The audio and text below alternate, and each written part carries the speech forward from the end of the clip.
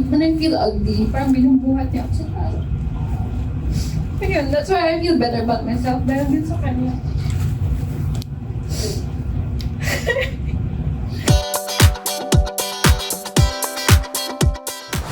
Yung mga, kasi syempre po may mga soap ako before na mag-body shame yung mga comments. Sabihin, ay, kumakain pa ba yan? Yung payat ako. Ay, law yung boobs, gaganunin ako.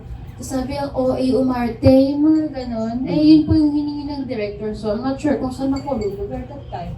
So, yun, doon po nanggaling yung insecurities ko. Parang nambaba ako sa sarili ko na parang, oh my God, kaya ko ba to? Dream ko to, pero kaya ko ba to? Parang ganun po. I took some time off. I took some time to rest.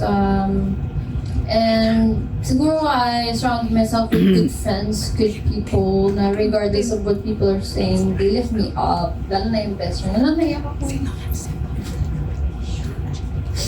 Sorry. Yun yung best friend ko talaga. She's also with Viva, si Erica Davis. When I feel ugly, parang binubuhat niya ako sa tao. Ayun, that's why I feel better about myself dahil din sa kanya.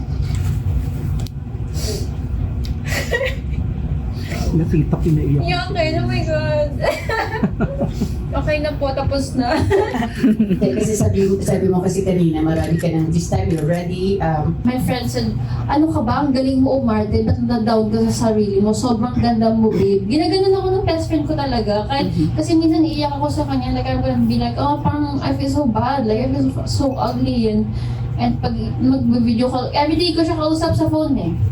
Ano ka ba? Papagalitan pa niya. Why do you think so low of yourself? Ganun. So like, when you surround yourself with good people, they will lift you up and also you lift them up in return. Because you see the good in them because they see the good in you.